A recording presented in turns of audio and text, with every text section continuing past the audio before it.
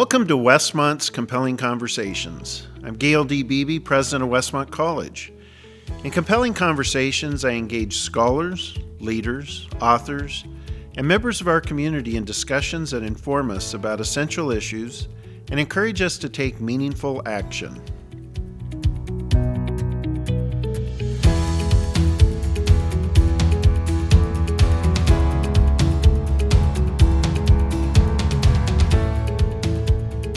It's my privilege to welcome you back to Compelling Conversations. We're here today with Dr. John Ortberg.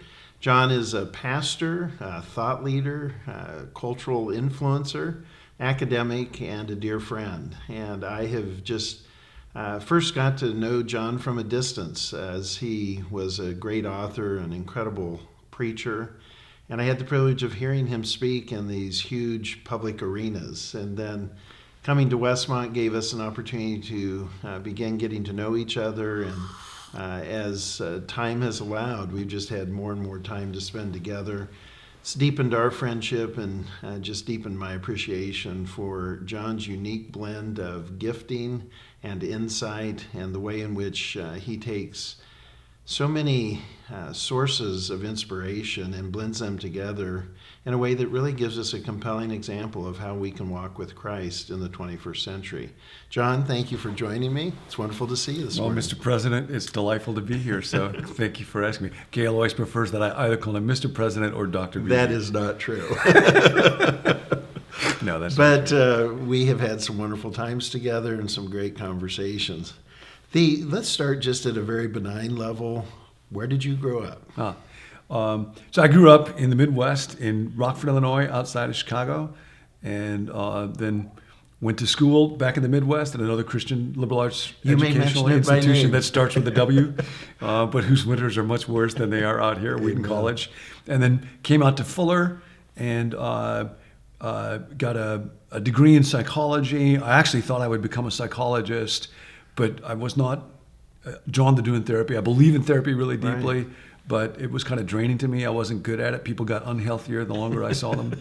And I got a theology degree, as you did, and started to work at a church and preach and just loved that. So I have been mostly in California since then.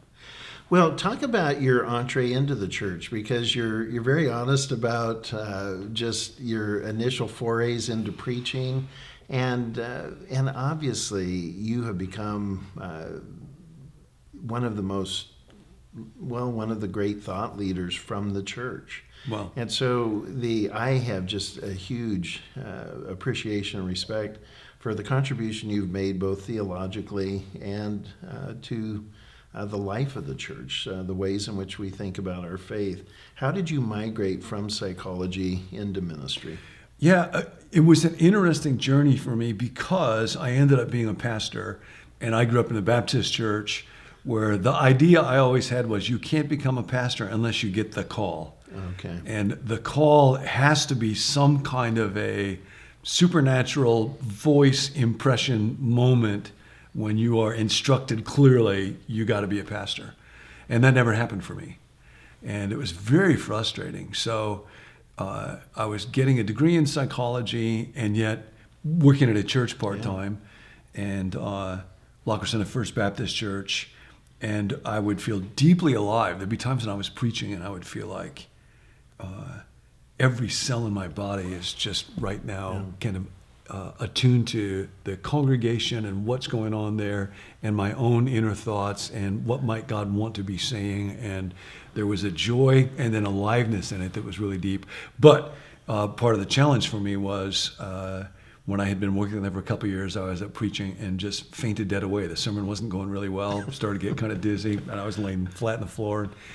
A lot going on then. I got married to Nancy right around that time. We lived in Scotland for a year afterwards. That's right. But then when I went back to the church, the very next time I got up to preach, the same thing happened. Wow. And the worst part was it was a Baptist church, not a charismatic church where you get credit for doing that sort of thing. So had advice from all kinds of people about just trust God more. So that was a real challenge because I felt like I think this would be a good thing to do with my life and a good fit for gifts, but you can't preach if you faint on a regular basis. And then it took me quite a while to navigate that topic of how do I discern God's will in my life? And Dallas Willard's book, we have both been deeply impacted by Dallas, but his book, Hearing God, was very helpful, where he says, God's main will for your life is the person that you become. And you actually can't develop as a person unless you have to make decisions. So very often God's will for your life is going to be, now Gayle, you decide.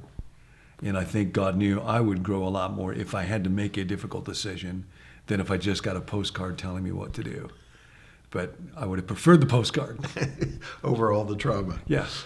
Well, talk about Dallas. Huge influence on you, huge influence on me, and both why you felt drawn to him, and then how he's long gone. I mean, he passed away a little over 11 years ago, and how does he continue to live in your mind and in your spirit? Yeah. I would describe it, Dallas was like a window or a door to treasures of wisdom and goodness and life that I didn't know existed. I didn't know those treasures were there.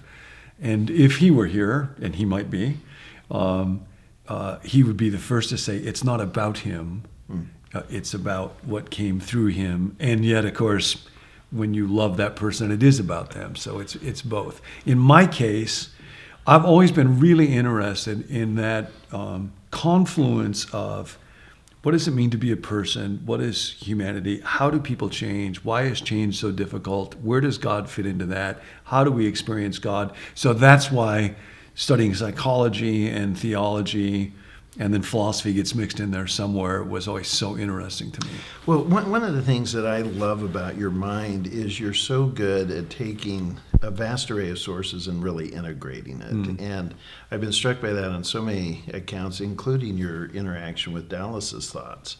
The way you were just describing what fascinates you reminds me of his work, Renovation of the Heart, which I found, of all of his works, the one that almost lays out the way to understand that.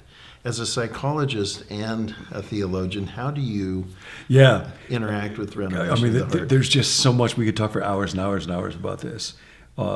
I will say, just getting into that, as I look at that book, Crucibles, right there, one of the aspects of that I love is the way that you're able to draw on social science and really terrific writers like David Brooks and theology, Diogenes Allen, all kinds of folks. So I love that quality. It's part of what I love about Christian liberal arts. Absolutely. And a place like Westmont. Renovation of the Heart is where Dallas really lays out what are the parts of a person and what's our problem and how do we get renewed. One of the ironies of that to me, Dallas also mentions very briefly in there his framework for how do you understand something. And it's remarkably simple, but amazing. And basically, if you want to understand anything, you have to begin by identifying what are the parts that make something up. And then each of those parts will have certain properties. And those properties will enable the parts to fit together to form a larger whole, which has now new properties and therefore can fit into even larger systems. And he says, whether you want to understand a body or a car or the economy, there's always that same process involved. And I just think it's quite brilliant. I won't get into it now, but the book of Genesis and chaos, and then God separating into parts and then joining parts together, and then that resulting in shalom just gets repeated neurologically and in family systems. And it is fascinating. What's interesting about personhood is, in the field of psychology, if you ask, what are the essential parts of a person, there is no agreement in the discipline. Oh, interesting. And that's part of what's a fascinating divide between the hard sciences and the social sciences. So what Dallas lays out in the Renovation of the Heart is what he would say is kind of the ancient classical Greco-Roman and Judeo-Christian understanding of the person. And it is that we all have a will, we're able to choose and create and say yes or no. And then we have a mind, and he would say the mind consists of both our thoughts and our feelings, and every thought has at least a little feeling connected with it. And then we have a body, and those bodies are our little power packs, he would always say, and they're what enable us to interact with and affect the world. They run mostly by habit. If we're not well formed, they're enslaved by appetite. Yeah. And then we have relationships, and those are fundamental to our personhood. There's a whole field now, interpersonal neurobiology, that talks about how, like attachment theory, that when you were a little baby Gayle and your mom or your dad would say, it's okay, that actually becomes part of your neurology, and you become able to self-soothe, and you will always be the son of, you know, so, and then the soul is what ties us all together, what integrates us and connects us with God. What's interesting in the field of psychology is if you just ask in secular psychology, what are the parts of a person? There is no consensus on that. That's fascinating. Primarily when it comes to the will. Okay. Do human beings have will? Is that what makes them morally accountable? Because as soon as you get into that, it starts to get outside of a strictly naturalistic, physicalist perspective. But when you think about, so at the absolute foundation of this huge field of discipline that's in every university, absolutely, if understanding something begins by identifying its parts and their problems, we don't even have that. So it's no wonder, you know, people will wonder how much progress is actually being made in psychology. And it's very hard to say. And I think part of it is because there's just a basic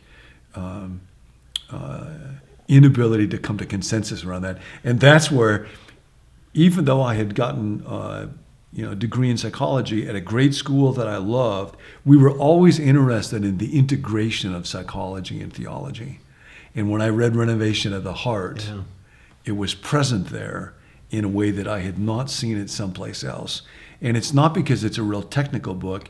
I think it's because just very brilliantly but accurately, it lays out what are the basic parts of the person. It is so accessible. Yes. It's surprisingly accessible, particularly when you think about Dallas being a phenomenologist and translating Husserl and having this profound grasp of philosophy. Yeah. Of Dallas's works, which do you think is the most accessible and which do you think is the most complex or difficult? Yeah, well, I'm not a philosopher, so his technical philosophical works I've occasionally picked up to try to saw through them, but I just don't have enough background. So that would be by far the most inaccessible, at least to me. I'll tell you, you were asking earlier on about kind of Dallas's role in my life. It's hard for me to answer that question now because the first book of his that I read that impacted me the most deeply was The Spirit of the Disciplines. Okay. And, reading in the preface his thesis statement that authentic transformation is possible if we're willing to do one thing, and that is to arrange our lives around the rhythms and disciplines that Jesus practiced, to remain constantly at home with and empowered by his Father. Oh, that's beautiful. And when I read that sentence, I thought, somebody's thought about this stuff. There is wisdom about this that I haven't thought about. So for me, that was the book that just captured me. And I probably have read that book 30 or 40 times. Wow. I am always reading or listening to Dallas. I mean, literally this morning, I went online to Conversatio Divina, which is housed here at Westmont, and the little tape that was playing or episode that was playing was about Dallas's 4 crucial concerns. So I was just listening to those. I'm listening to his thoughts on a daily basis, literally. And I feel like, at least for me, I kind of pick Dallas up by osmosis. And it's not that I'll read one section and feel like I've mastered that. I would sometimes joke with him. I think you could take one sentence out of any of his books and put it in any chapter of any other book, and nobody would know the difference. He had a very clear sense of the progress of his thought, but most of us have a hard time keeping up with that. So for me, it's been much more, I get clarity one thought at a time.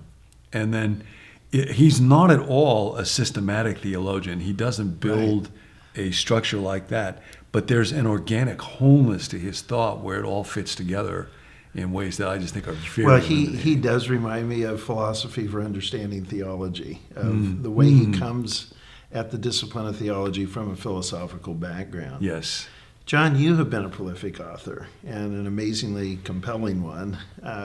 What drew you into writing? Why did you start writing in addition to all of your other work? And you've never just been an author, so how have you figured out how to do a day job and write simultaneously? Yeah, I had a good friend who was also a teacher, Lou Smeads. Oh, gosh, wonderful. Terrific guy, was at Calvin and then at Fuller for many, many years. Just a terrific voice. And Lou is a great writer. And he used to say there's two kinds of writers. There's people who love to write and people who love to have written. and I'm a little more in that second category. Okay.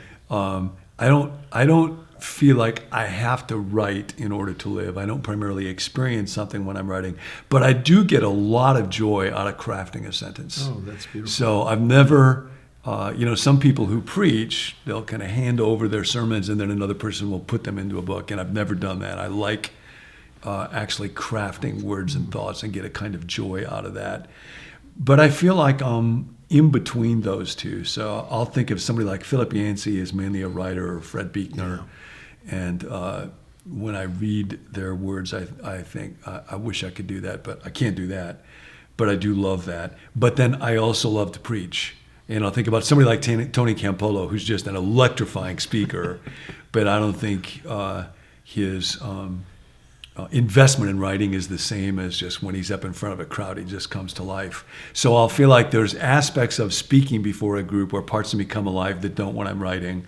But then there's a chance to clarify thoughts and think through things more deeply when I'm writing that don't happen when I'm talking. So I love to be able to do both. And do the books arise from a combination of what's happening professionally and what's happening personally, or are they things you've been thinking about a long time? Yeah, it's a weird thing. In the publishing world, as I'm sure you know, often people who publish or edit will tell you, Gayle, you got to figure out what do you have a burning passion to write about. and I'll often find that's kind of difficult. I actually like to write by assignment. Okay. And it's kind of interesting. I just read this last year, the memoirs of William Barclay. Remember William Barclay was totally. Scottish, his old New Testament commentaries that he wrote? We all have the commentaries. Exactly. All of us of a certain age. Yeah, that's right. It dates us. It does. But he writes in there how every book he wrote was one that someone approached him and asked him to write. Oh, that he never actually initiated. So I know there's lots of people who when they write, it will be, I just had this burning desire to write on this topic. I've always found that if somebody assigns me a topic, the challenge of studying it, learning about it, trying to figure out how to communicate it is very energizing. And landing on a topic to write about is always, for me, one of the hardest parts of writing. Sometimes that will emerge more clearly. I have a book coming out in February called Steps, about making the 12 steps from AA accessible to everybody, whether or not you're an identified addict, as a framework for spiritual growth.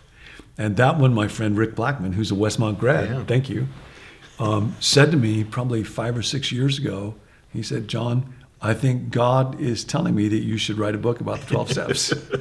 And Rick doesn't usually talk like that. That's not usually our kind of conversation. But when he said those words, I thought, I think I would love to do that. Well, what you have given me insights into the 12-step movement because of just sharing where you're at in your study and whatnot. What attracted you to that project? I mean, besides Rick saying you should do it, because the way you interpret it, you see it as complementary to actually how we develop our life with God. And in fact, a wonderful pattern for that. Yes, yeah. No, I think, as lots of folks will know, but lots of people don't, the 12 steps really came from a Lutheran pastor named Frank Buckman and an attempt to recapture following Jesus for the 20th century. So I think initially it was actually called a 20th Century Christian Fellowship. Oh, interesting. And then it became known as the Oxford Group. Okay. And part of that was because folks in Oxford started doing it, and they were high prestige, quite elite folks, so that sounded pretty cool. AA came out of that, and it's interesting that the Oxford Group basically no longer really exists, the high status guys. But the AA But the drunks, the desperate addicts, that still is flourishing. Yeah. So really, when you look through the 12 steps, Dallas would often talk about transformation always involves VIM, vision, intention, method. Yeah. So with the 12 steps, the first 2 steps are really vision. Came to realize that our lives had become unmanageable and we were powerless over alcohol or, pick your poison. So that's the negative side. I'm going to die. And then the second one is the positive side. Came to believe that a power greater than ourselves could restore us to sanity. And so with vision, there's just this intense, desperate, I can't go there, I must go there. Yeah. And then the third step is intention, made the decision to turn our lives and our wills over to the care of God. So that's the I in that vim. And then the fourth step took a fearless and searching moral inventory. And then the fifth step, confessed to God, ourselves, and one other person the exact nature of our wrongs. So all of the rest of the steps are in that category of means or method. So it's interesting how it maps precisely to what Dallas talked about. And he wrote in both The Renovation of the Heart and The Divine Conspiracy, what a sad irony it is that the 12 steps exist, but churches don't have what might be called a theory of change. I'll think about this sometimes with churches. We lack a theory of change.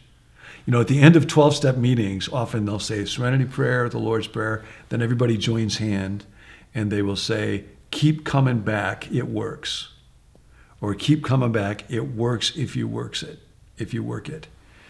And that's what, unfortunately, for the most part in churches, we can't say that at the end of the service.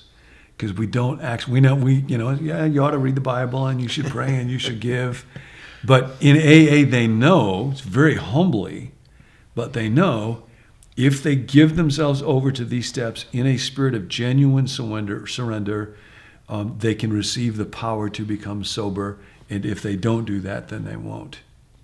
And for the most part in churches, we don't have the kind of theory of change.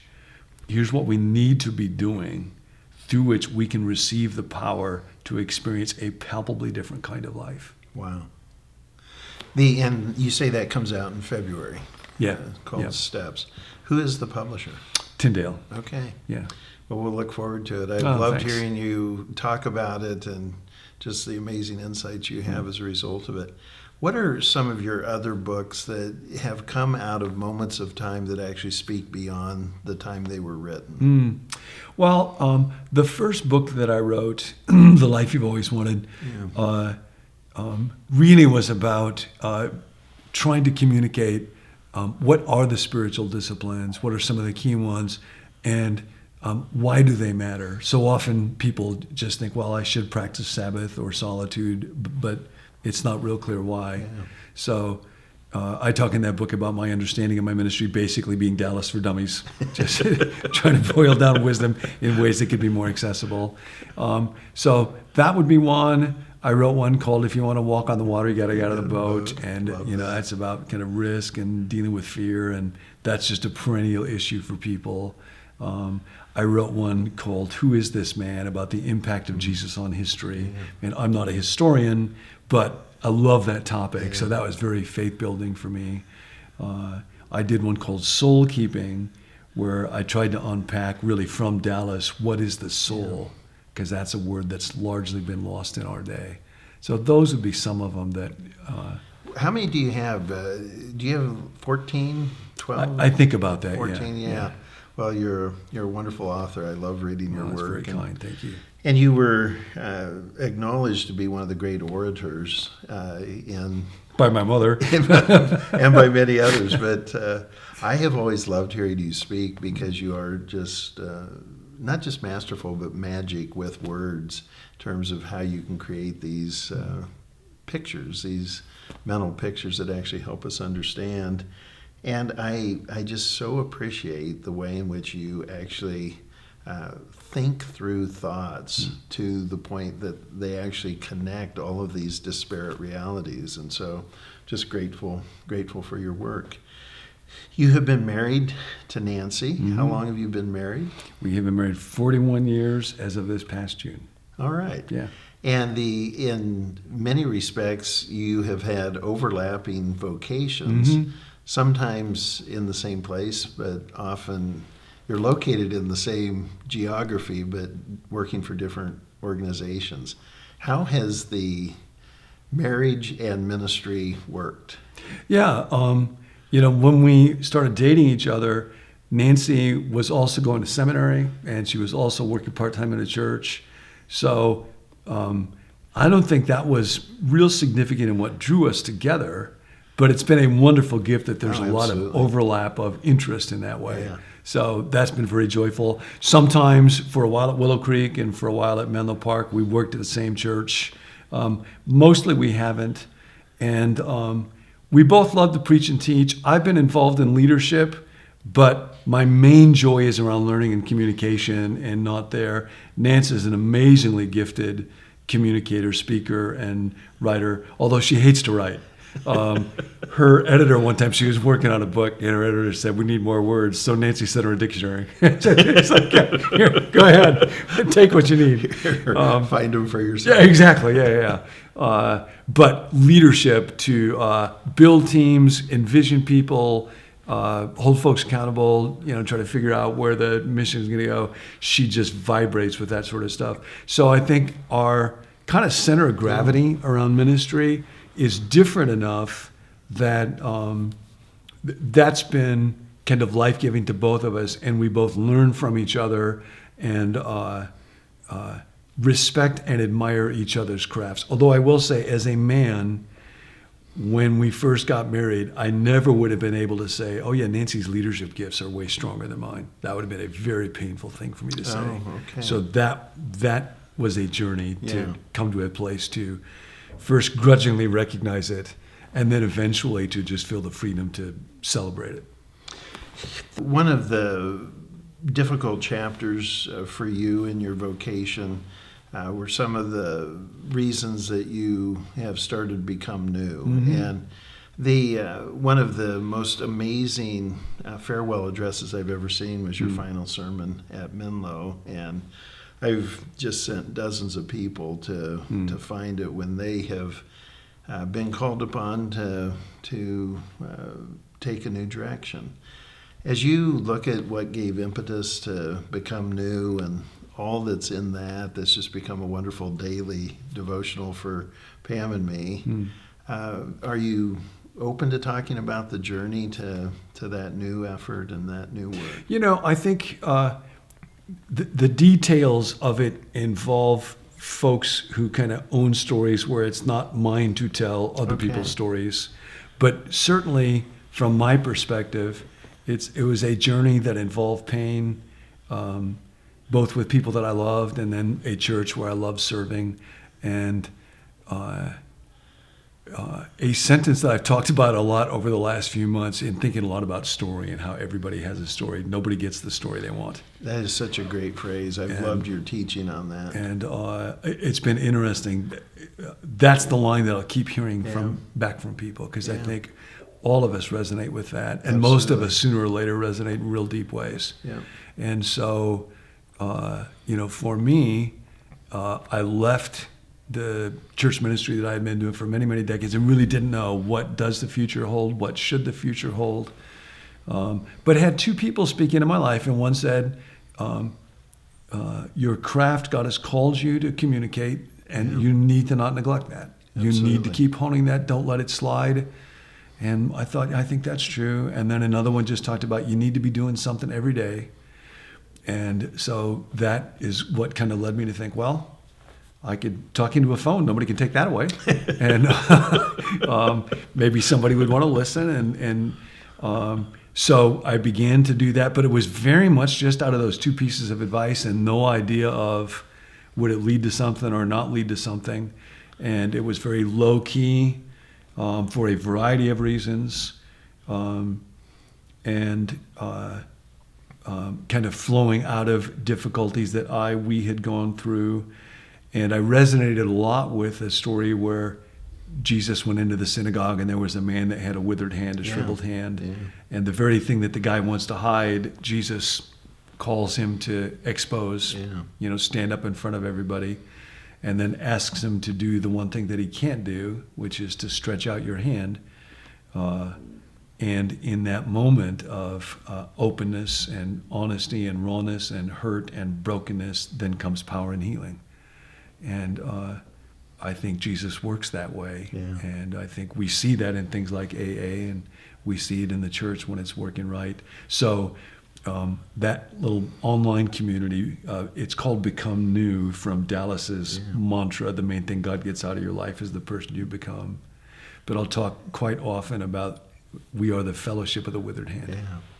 Yeah. Well, I've loved the analogy. I've loved the way you define that, and it's so evocative, tied to a healing ministry of Jesus's, and very much Become New is a journey of healing, and just very powerful.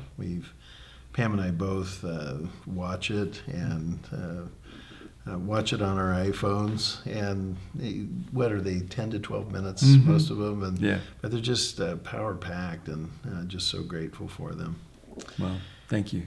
Well, John, this is a fun detail of your life. I remember when I first found out. I've golfed with you. You're a wonderful amateur golfer, just precise form. It's actually fun to watch you golf because you're so good. But you were a tennis player, and actually an accomplished one. And will you tell us just a little about what drew you into athletics, why you went the route of tennis, and the joy you find in sports? I actually had a tennis racket in my crib. My dad discovered tennis when he was like 15 years old and just loved it. And so, I inherited tennis. And enjoyed it a lot. That's very kind of you to say. So I spent a lot of hours on a tennis court, I was never like nationally ranked or in that kind of category. So I was a local player, but played through high school, played at Wheaton, and enjoyed it. Well, we're a college All-American. I mean, that's. I was a college All-American. As you know, there were back in that day. There's like Division I schools like Stanford. They're great, and then below them are Division II. And then below them, at the absolute bottom of the barrel, is Division III. So I was an All-American in Division III, the dregs of the drag. But I was an All-American. I got the certificate to prove it. There were a lot of tennis players that were never anything. Well, so congratulations. Yeah. But I do. I like sports a lot. I liked basketball a lot. It's fun playing golf with you. Nance and I now, we're not good. Our son is, but we like surfing. Quite a lot. It's quite fun to do. So we're bringing our surfboards down here to Santa Barbara. And fantastic. Yeah. But physical stuff and sports and competition. I was talking to my friend Rick today. He's taken up pickleball. And is trying to work on, he's a very good athlete, how do I be competitive but still try to be like Jesus? And I know that's a part of life that you love at. Yeah, I love prolific athletics. So. Well, here's the last question. The big question, though, is there is a lot of turbulence in American society and in the global community around a number of issues, including contested areas of Christians. There used to be working assumptions that are no longer accepted universally. Where do you see the church going? What do you see as the great challenges that the church faces as we move deeper into the 21st century? Yeah, great questions. And there's some people who are kind of futurists, and they love to think about and be able to articulate where they think the future is headed. Often they think it's headed right in the direction where they want it to go. So I'm never quite sure about those predictions. I'm not in that category at all. So I like describing what trends will be, I'm not sure of. What I do think is really critical with the church is in times where there's lots of churn and lots of volatility, it can be tempting for the church to think that its relevance lies in someplace else other than discipleship. So James Davidson Hunter, that wonderful little book, To Change the World, he writes about when a society is healthy, it has lots of thriving spheres: philanthropy, education, religion, arts. When it begins to fracture, everybody gravitates towards politics, because politics is the only sphere that has access to coercive power. And so everybody thinks, if we can just control power. If we just control power, then we can make everybody do what we want them to do and pass laws. And of course, one of the profound dynamics of the genius of Jesus. I was reading a book by, I think it's Alan Napier the other day. He was deeply influenced by Dallas. But he writes about how after the disciples had come to Jesus, and James and John wanted to sit next to him, and get their mommy to work on that one. Then he just says to all of his disciples, the leaders of the Gentiles apparently rule over them or appear to rule over them. And it just shows his genius. He doesn't say they rule over them. He says they appear to. Oh, that's interesting. It's like, where does this carpenter get this? Because what he recognizes is actually coercive power is extremely limited. Yeah. And its ability to produce lasting transformation. Yeah. Nobody looks back now on Caesar for it, but we do on Jesus. Yeah. And so that's why he rejected being a king. My kingdom is not of this world. And I think the church can be tempted to think, if we have political power, then we'll do well. Or as we're watching the nuns arise. Yeah. There's a terrific social scientist, Ryan Burge, who has a Substack newsletter. If anybody is listening and they want to know what's good, reliable data on the state of the church, faith, demographics, and so Ryan Burge on this stuff is terrific. It's very clear in the West, in the U.S., currently church attendance is in decline and robust Christian theism is in decline. However, if there is a God the way that Jesus described him, he is not anxious about this at all. Right. And he is at work in the world. And the main thing that the church does is to steward, to understand the basic message of Jesus, which is now life in the kingdom and God's presence and power is available. And the call of the church is to help people become disciples, to say, I will follow him above everything else. And as long as we're doing that and the focus is on that, I think we can have great confidence and a very relaxed spirit. And that's why I think a place like Westmont is so important, because it brings not just a commitment to discipleship, but to the life of the mind and to the kind of understanding that will undergird that, especially for the coming generation. Oh, that's beautiful. Don't screw it up. John, a joy to have you. Thank you so much. Thanks, Great to be with you today. Thank you. That concludes our time with Dr. John Ortberg. Thank you for joining us.